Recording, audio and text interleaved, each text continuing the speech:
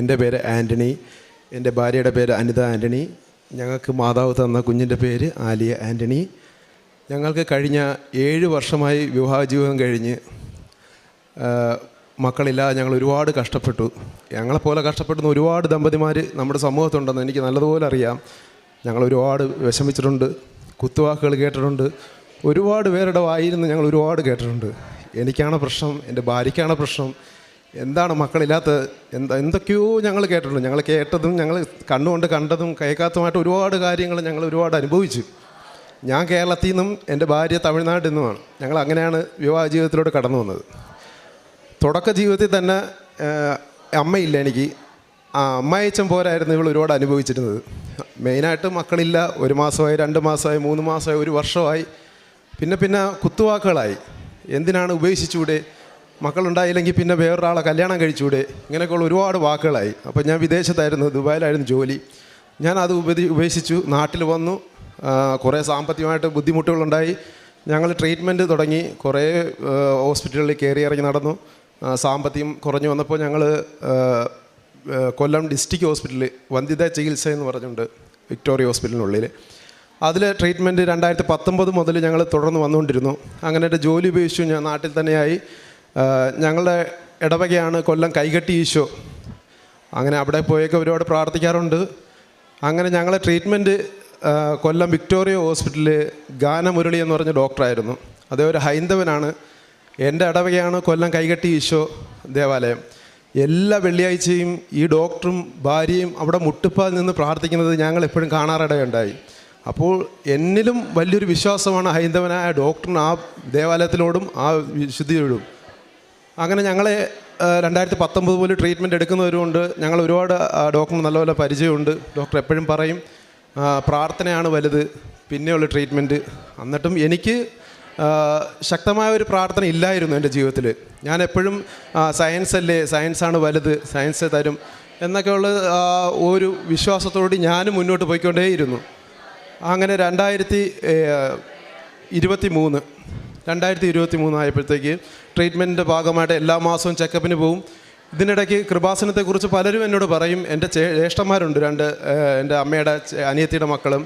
അവർ സ്ഥിരമായിട്ട് ഇവിടെ വരും. അവർ ഭയങ്കര ഭക്തിയാണ്. എന്നോട് എപ്പോഴും പറയും കൃപാസനത്തിൽ പോന്നി, കൃപാസനത്തിലെ പത്രങ്ങൾ കൊണ്ടുവന്ന് അവരെനിക്ക് തരും. അതൊക്കെ വായിക്കുമ്പോൾ എനിക്കെന്തോ ഒരു തമാശയായിട്ടാണ് തോന്നിയത്. കാരണം ദൈവത്തിന് എന്തുവാണ് ഇതിൻ്റെ അകത്തൊക്കെ ഇടപെടാനുള്ള കാര്യങ്ങളെന്ന് ഞാൻ ഒരുപാട് എൻ്റെ ഈ നാക്കുകൊണ്ട് തന്നെ ഞാൻ അന്ന് ഒരുപാട് തള്ളി പറഞ്ഞിട്ടുണ്ടായിരുന്നു.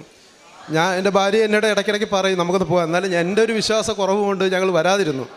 അങ്ങനെ എൻ്റെ ചേട്ടൻ്റെ സുഹൃത്തുക്കളൊക്കെ എപ്പോഴും എന്നെ അതിനോട് തന്നെ പ്രോത്സാഹിപ്പിക്കുമായിരുന്നു. നീ ജസ്റ്റ് ഒന്ന് പോയി, അല്ലെങ്കിൽ ആ വാതിലിൽ പോയി നിന്നിട്ട് വാ എന്നൊക്കെ പറഞ്ഞ് ഞാനത് കേൾക്കൊള്ളാതെ ഞാൻ മുന്നോട്ട് പോയി ട്രീറ്റ്മെൻറ്റുമായിട്ട് പോയി. ഒരു ദിവസം എല്ലാ മാസവും ചെക്കപ്പിന് പോവും. അപ്പോൾ ഓരോ മരുന്നുകൾ കഴിക്കും. നമ്മൾ ട്രൈ ചെയ്യും ഡോക്ടർ പ്രഗ്നൻ്റ് ആവുമോ എന്നുള്ളത്. ഒരു വ്യാഴാഴ്ച ദിവസം ട്രീറ്റ്മെൻറ്റിന് ഭാഗമായിട്ട് വിക്ടോറിയ ഹോസ്പിറ്റലിൽ പോയി ടെസ്റ്റ് എടുത്തു.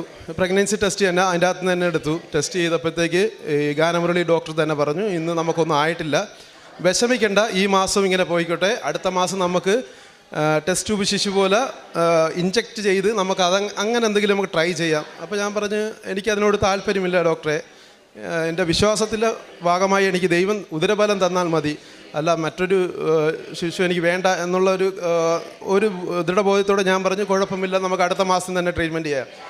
ഇറങ്ങി വീട്ടിൽ വന്നു. ഇവിടെ ചേച്ചി ഇവിടെ ഉണ്ട്. അപ്പോൾ ചേച്ചിയുടെ വീട്ടിലോട്ട് വ്യാഴാഴ്ച ട്രീറ്റ്മെൻറ്റ് കഴിഞ്ഞ് ഞങ്ങൾ നിരാശയായിട്ട് വീട്ടിലോട്ട് വന്ന് ഇനി 1 മാസം കാത്തിരിക്കണമല്ലോ, വീണ്ടും 1 മാസം പോയല്ലോ എന്നുള്ളൊരു വിഷമത്തോട് ഇരിക്കുന്നു. ജീവിതം മുന്നോട്ട് പോകുന്നില്ല, വഴിമുട്ടി നിൽക്കുന്നു. അങ്ങനെ ഞങ്ങൾ വീട്ടിലോട്ട് വന്നു.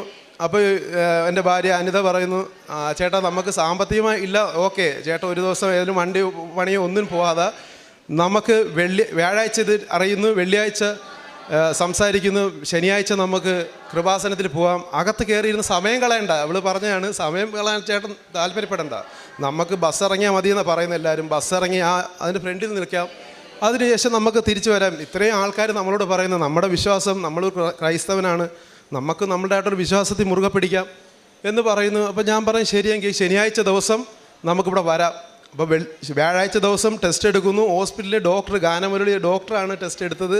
അവിടുന്ന് റിസൾട്ട് കണ്ട് നെഗറ്റീവാണ്. അങ്ങനെ വൈഫ് പോയി ഒരു പ്രഗ്നൻസി ടെസ്റ്റ് മേടിച്ചുകൊണ്ട് പോയി. ഇനി യാത്ര ചെയ്യുന്നതിന് കുഴപ്പമില്ല, അതുവരെ യാത്ര ചെയ്യലൂ എന്നാണ് പറഞ്ഞേക്കുന്നത് അടുത്ത്. അപ്പോൾ നമുക്ക് ബസ്സിൽ പോകണ്ടേല് എനിക്ക് ഒന്നും കൂടി ടെസ്റ്റ് എടുക്കണമെന്ന് പറഞ്ഞ് വെള്ളിയാഴ്ച പോകുന്നു. മെഡിക്കൽ സ്റ്റോറിൽ നിന്ന് ഞാനറിയാതെ തന്നെ ഇവിടെ ടെസ്റ്റ് മേടിച്ചുകൊണ്ട് പോയി ടെസ്റ്റ് ചെയ്തു. 2 റെഡ് ലൈൻ, ആദ്യമായിട്ട് ജീവിതത്തിൽ ആദ്യമായിട്ട് 2 റെഡ് ലൈൻ ഇവിടെ കാണുന്നു. എന്നെ വിളിക്കുന്നു, ഇതാണൊക്കെ സംഭവിച്ചത്, എന്ത് ചെയ്യണമെന്ന് അറിഞ്ഞൂടാ. അപ്പോൾ ഞങ്ങൾക്ക് ഡോക്ടറിനോട് നല്ല അടുത്ത ഒരു പരിചയമുള്ളതുകൊണ്ട് ഉടനെ തന്നെ ഡോക്ടറിനെ വിളിച്ചു, ഡോക്ടറിൻ്റെ നമ്പറിൽ വിളിച്ചു. ഡോക്ടർ പറഞ്ഞു ഇല്ല, നമ്മൾ ടെസ്റ്റ് ചെയ്തതാണല്ലോ, അങ്ങനെ വരാൻ ചാൻസ് ഇല്ല, എങ്കിൽ കാര്യം ചെയ്യൂ, ഞങ്ങളിതാണ് കാര്യം പറഞ്ഞു, ഞങ്ങൾക്കൊരു പള്ളിയിൽ പോകണം, അപ്പോൾ പോകാൻ വരട്ടെ, ശനിയാഴ്ച നിങ്ങൾ ഹോസ്പിറ്റലിലോട്ട് പോവാ, നമുക്കൊന്നും കൂടി നോക്കാം എന്താ സംഭവിച്ചതെന്ന്. അവിടെ ഈ ടെസ്റ്റ് കൊണ്ട് കൊടുക്കുന്നു, വീണ്ടും അതേ കണക്ക് തന്നെ ടെസ്റ്റ് എടുക്കുന്നു.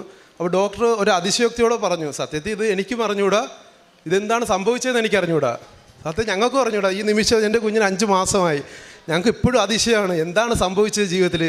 ഈ കൃപാസനത്തിൻ്റെ വാതിലിൽ വന്ന് നിന്നിട്ട് പോകണം എന്ന് മാത്രമേ ആശ്രയിച്ചുള്ളൂ, അന്ന് ആഗ്രഹിച്ചിട്ടുള്ളായിരുന്നു. പക്ഷേ എനിക്ക് അന്ന് മുതൽ എൻ്റെ ഭാര്യ അതിനുശേഷം ഞാനിവിടെ വന്നില്ല. മൂന്നാം മാസമായപ്പോഴത്തേക്ക് ജൂൺ 12-ാം തീയതി ഭയങ്കര പ്രഗ്നൻ്റായിരിക്കുന്നത് 3 മാസമായി, ഭയങ്കര ചുമയും പനിയും. അപ്പോൾ എൻ്റെ ഇടവകയായ അവിടെ ഞങ്ങളുടെ സെൻറ്റ് ആൻറ്റണീസിൻ്റെ കുരിശടിയുണ്ട്, പട്ടാള കുരിശടി എന്ന് പറയുന്നത്, അല്ല അറിയായിരിക്കും കൊല്ലത്തുള്ളവർക്ക്. അപ്പോൾ തൊട്ടടുത്താണ് എൻ്റെ ഭവനം. അപ്പോൾ അവിടുത്തെ പെരുന്നാളാണ്. അപ്പോൾ ഞാനിങ്ങനെ ഇവിടുത്തെ കാര്യങ്ങൾ പറഞ്ഞ് വിഷമിച്ച് കരഞ്ഞ് നിൽക്കുക. അപ്പോൾ എൻ്റെ ഒരു സുഹൃത്ത് ഇവിടുന്ന് കിട്ടിയ കാശ് രൂപമുണ്ട്, ഈ കാശ് രൂപം കൊടുക്കുന്നു. അപ്പോൾ ഏകദേശം ഞാൻ എൻ്റെ മനസ്സുകൊണ്ട് ഓർത്തു 3 മാസമായി ഇനി കുഞ്ഞിനെ കിട്ടത്തില്ല, ഇത്രയും പനിയും ചുമയും, ഇങ്ങനെ കിട്ടിയ കുഞ്ഞിനെ ഇല്ലാതാവൂ, ഈ കാശ് രൂപവും ഞാൻ കൊണ്ട് കൊടുക്കുന്നു. ഇതെല്ലാം ഒരു വിശ്വാസമായിട്ടോ ഞാൻ ഒരു അതിശയോക്തിയോടെ പറയുന്നതല്ല, ഇത് ഞാൻ എൻ്റെ ജീവിതത്തിൽ അനുഭവിച്ചതാണ്. ഞാൻ കൊണ്ട് കാശ് രൂപം കൊടുക്കുന്നു. 2 ദിവസത്തിനുള്ളിൽ അവളുടെ നല്ല പൂർണ്ണമായിട്ട് അവൾ ആ ചുമയിൽ നിന്നും പനിയിൽ നിന്നും യുക്തമായി. കുഞ്ഞിനും ഒരു കുഴപ്പമില്ല, അവരുടെ ഗർഭത്തിനും ഒരു കുഴപ്പമില്ല. അവൾ വീട്ടിൽ വന്നു.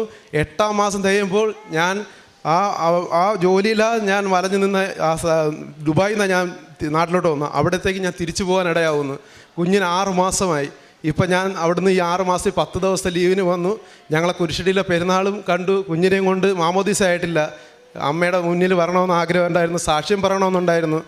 ഈ സാക്ഷ്യം ഞാൻ ഇവിടെ വരുന്ന പറയുന്നതിന് മുമ്പ് 200 പേരുടെ അടുത്തെങ്കിലും ഞാൻ ഈ സാക്ഷ്യം പറഞ്ഞിട്ടുണ്ട്. അതും 4-5 ഭാഷക്കാരോടും ഞാൻ സംസാരിച്ചിട്ടുണ്ട്. 200 പറയാൻ ആൾക്കാരെ ഞാൻ എല്ലാ ഹൈന്ദവരും മുസ്ലിങ്ങളുമായിട്ടുള്ള ആൾക്കാർക്ക് ഞാൻ ഈ സാക്ഷ്യം ഇവിടെ വന്ന് പറയുന്നതിന് മുമ്പ് തന്നെ ഞാൻ എൻ്റെ ജീവിതത്തിൽ നടത്തി കഴിഞ്ഞിരിക്കുന്നു. പക്ഷേ എനിക്ക് ഇവിടെ വരാനും എൻ്റെ കുഞ്ഞിനെ കാണാനും ഇത്രയും ആൾക്കാരുടെ മുമ്പിൽ അമ്മയുടെ സാക്ഷ്യം പറയാനും അനുവദിച്ച അമ്മയ്ക്ക് 1000 നന്ദി. ഇത് എല്ലാവരുടെയും ജീവിതത്തിൽ മക്കളില്ല അതൊക്കെ വലയുന്ന ഒരുപാട് പേരുടെ മുന്നിൽ ഇത് എത്തിക്കുക, പ്രാർത്ഥിക്കുക. നമ്മളെ കൈവിടത്തില്ല, നമ്മുടെ അമ്മ നമ്മളെ കൂടുണ്ട്. ഞങ്ങളുടെ ഈ അനുഭവം മറ്റു അനേകാർക്ക് ഞങ്ങൾക്കറിയാം, ഒരുപാട് പേരുണ്ട് മക്കളില്ലാതെ കഷ്ടപ്പെടുന്നതല്ല, മറ്റുള്ളവരുടെ കുത്തുവാക്ക് കേൾക്കുന്ന മക്കളില്ലെങ്കിൽ അത്രയ്ക്കേ ഉള്ളൂ. അവർക്ക് 2 പേർക്കും അല്ല പ്രശ്നം. പക്ഷെ മറ്റുള്ളവർ നമ്മളെ തള്ളി പറയുന്നത് നമ്മളൊന്നുമല്ല, നമുക്കെന്തോ മാരകമായ രോഗമാണ്, മറ്റതാണ്, അങ്ങനെയാണെന്ന് ആണിനെക്കാട്ടി കൂടുതൽ അനുഭവിക്കുന്ന പെണ്ണുങ്ങളാണ്. പക്ഷെ അതിൽ നിന്നൊക്കെ ഞങ്ങൾക്ക് അമ്മ ഒരു നിമിഷ നേരം കൊണ്ട് എൻ്റെ ജീവിതം തന്നെ മാറ്റിമറിച്ച് ഇപ്പോൾ ഈ നിലയിൽ ഇതാ ഇവിടെ വന്ന് എത്തി നിൽക്കുന്നു. പക്ഷെ 1000 നന്ദിയുണ്ട്. ഈ സാക്ഷ്യം നിങ്ങൾക്കും പറ്റുന്നെങ്കിൽ പരമാവധി ആൾക്കാർക്ക് എത്തിക്കുക. സത്യസന്ധമായി ഞാൻ എൻ്റെ അമ്മയുടെ മുന്നിൽ നിർത്തിക്കൊണ്ട് പറയുന്നു, ഇത് എനിക്ക് കിട്ടിയ സ്വർഗവും എൻ്റെ അനുഗ്രഹമാണ് എൻ്റെ കുഞ്ഞ്. 1000 നന്ദി. എൻ്റെ വിശ്വാസ ജീവിതവുമായി ബന്ധപ്പെട്ട് ഞാൻ ഞായറാഴ്ച ദിവസങ്ങളിൽ വല്ലപ്പോഴുമായിരുന്നു നാട്ടിൽ നിൽക്കുമ്പോഴൊക്കെ പള്ളിയിൽ പോകുന്നു. കുഞ്ഞുനാളുകളിൽ പോയിട്ടുണ്ടായിരുന്നു. പിന്നെ വളർച്ചയുടെ ഭാഗമായിട്ട് പലയിടത്തും നമുക്ക് ദുശീലങ്ങളുണ്ടായി, അങ്ങോട്ട് പോയി ഇങ്ങോട്ട് പോയി അത് പിന്നെ കൂട്ടുകെട്ട് ഞായറാഴ്ച ദിവസങ്ങളിൽ അങ്ങനെ പോകുമായിരുന്നു. പക്ഷേ ഇവിടെ വന്ന് ഞാൻ അതിനുശേഷം കഴിഞ്ഞ വർഷം 11-ാം മാസം 20-ാം തീയതി ഇവിടെ ഞാൻ വരികയും ചെയ്തു. ഉടമ്പടി എടുത്ത് ഞാൻ പ്രാർത്ഥിച്ചു. അതിനുശേഷം ഞാൻ ദുബായിൽ ജോലി ചെയ്യുമ്പോൾ എല്ലാ ദിവസങ്ങളിലും എനിക്ക് പറ്റുന്ന ദിവസങ്ങളിൽ സെൻറ്റ് മേരീസ് ചർച്ചിൻ്റെ അടുത്തൂടെ ഞാൻ എപ്പോഴും അവിടെയാണ്.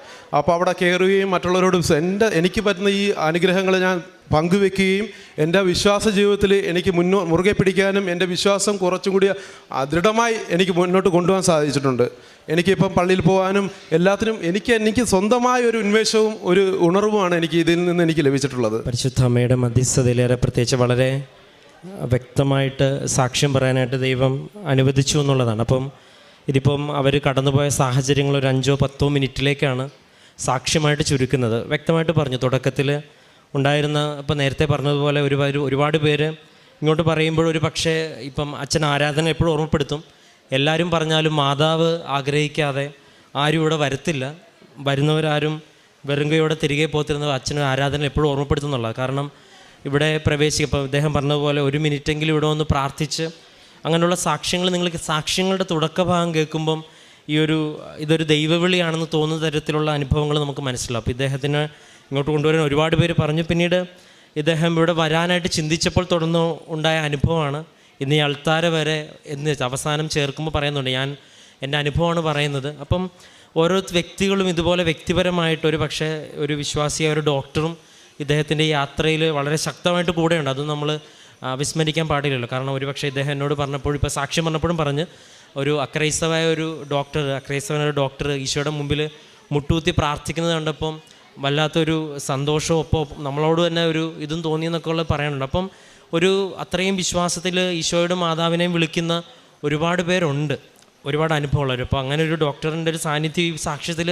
പ്രധാനപ്പെട്ടതാണ്. അപ്പോൾ ആ ഡോക്ടർ നെഗറ്റീവാണെന്ന് പറയുമ്പം ഇത് ആഗ്രഹം വെച്ച് പ്രാർത്ഥിക്കുന്ന ആ സമയം പോസിറ്റീവ് ആവുന്നു. ഇതെങ്ങനെ സംഭവിച്ചു എന്ന്. അപ്പം ഈ ഒരു ദൈവത്തിൻ്റെ ഒരു സാന്നിധ്യം ഇപ്പം നമ്മൾ കേൾക്കുന്നത് നമ്മളൊന്ന് വിശ്വസിച്ചില്ലെങ്കിലും ഒരു പ്രശ്നമില്ല. ചില സാക്ഷ്യങ്ങൾ അല്ലെങ്കിൽ ചില ഉപമകൾ കർത്താവ് അവസാനിപ്പിക്കുമ്പം കർത്താവ് പറയും, കേൾക്കാൻ ചെവിയോളവൻ കേൾക്കട്ടെ എന്ന്. കാരണം കർത്താവ് ഡയറക്റ്റ് വന്ന് അത്ഭുതങ്ങളും അടയാളങ്ങളും പ്രവർത്തിച്ചിട്ടും വിശ്വസിക്കാത്ത ഒരു സമൂഹം കർത്താവിന് ചുറ്റും ജീവിച്ചിരുന്നുണ്ടെങ്കിൽ ഇന്നും അങ്ങനെ ഒരു സമൂഹം ഉണ്ട് എന്നതിൽ നമുക്ക് അത്ഭുതപ്പെടേണ്ട ആവശ്യമില്ല. കാരണം ഇതൊരു വിളിയാണ്, ഒരു പിതാവിനാൽ ആകർഷിക്കപ്പെടാനല്ലാതെ ആരും പിതാവിൻ്റെ അടുക്കലേക്ക് എത്തില്ല എന്ന് പറയുന്ന യോഹന്നാൻ്റെ 6:44 വചനം. ഇത് ഈ വിളിയിലേക്ക് കടന്നു വരുന്നത് ഇപ്പോൾ ഇദ്ദേഹത്തിലൂടെ വിശ്വാസം വർദ്ധിച്ചു എന്നുള്ളതല്ല, ഇദ്ദേഹത്തിലൂടെ ഒരുപാട് പേരുടെ ജീവിതത്തിലേക്ക് ക്രിസ്തുവും മാതാവും ഇനി വരാനായിട്ടിരിക്കുന്നു എന്നുള്ളതാണ്. അതാണ് ഈ സാക്ഷ്യം.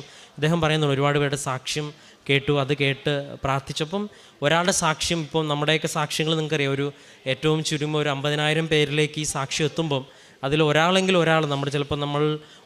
ഒരാൾ ഇതിൽ എന്താണ് ഒരു യുക്തിയെന്ന് ചിന്തിച്ച് തുടങ്ങുന്നതായിരിക്കും. പക്ഷേ അവരുടെ ജീവിതത്തിൽ ക്രിസ്തു കടന്നു വരാൻ താല്പര്യം. അപ്പോൾ ഈ ഒരു കാലഘട്ടത്തിൽ ദൈവം ക്രമീകരിക്കുന്ന ഈ വഴിയാണെന്നുള്ള കാര്യത്തിൽ ഒരു സംശയമില്ല. ഈ ഒരു സാക്ഷ്യം ഒരുപാട് പേർക്ക് ഈശോയിലും മാതാവിലേക്കും കടന്നു വരാനായിട്ടുള്ളൊരു ഉപകരണമാകട്ടെ എന്നും പരിശുദ്ധ അമ്മയുടെ സാന്നിധ്യം വ്യക്തമായിട്ട് ജീവിതത്തിൽ അനുഭവിച്ച ഈ സാക്ഷ്യത്തിനെ പ്രതി, ഏറെ പ്രത്യേകിച്ച് ദൈവം ദാനമായി നൽകിയ കുഞ്ഞിനെ പ്രതിയും അതിനേക്കാളും അപ്പുറം ഈ കുടുംബത്തിന് ലഭിച്ച വിശ്വാസത്തിൻ്റെ വളർച്ചയെ പ്രതിയും നമുക്ക് കരങ്ങളടിച്ച് ദൈവത്തിൻ്റെ നാമം